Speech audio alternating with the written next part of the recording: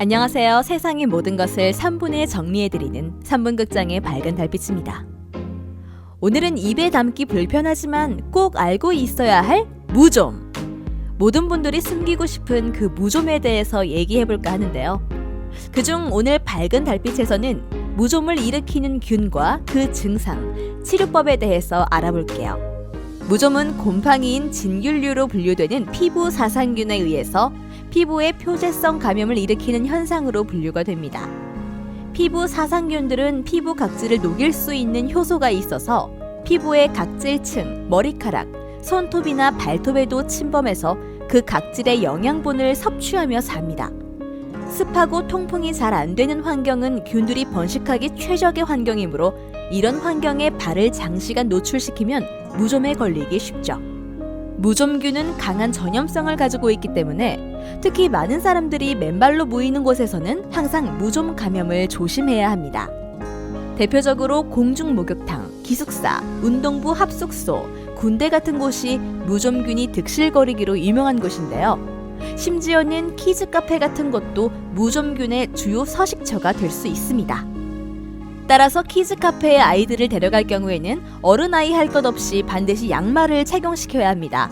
잘못하면 어린 나이부터 무좀균에 감염될 수 있기 때문인데요.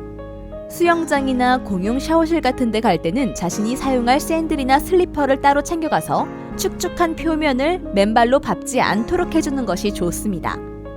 그렇기에 여러 사람이 같이 쓰는 체중계, 발 매트 등도 조심해야 하고 운동화 슬리퍼를 돌려가며 신는 것도 무좀균 감염 확률을 높이니 가능하면 지양하는 게 좋겠습니다.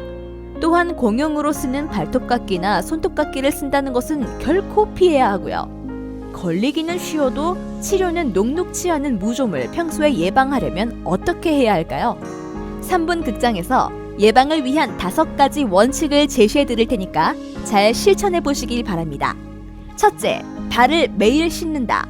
반드시 하루에 한 번 이상 발을 아주 깨끗이 씻어야 합니다. 선천적으로 발에 땀이 많은 사람은 하루에 2번 이상 씻는 것을 권장합니다.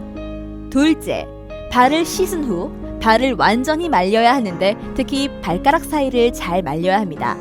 발가락 사이에 습기가 남아있으면 무좀균 번식에 도움이 될 수 있기 때문이고요. 셋째, 여름철에는 꽉 끼는 신발을 피해야 합니다. 통풍이 잘 되지 않아서 발에 땀이 차기 때문입니다.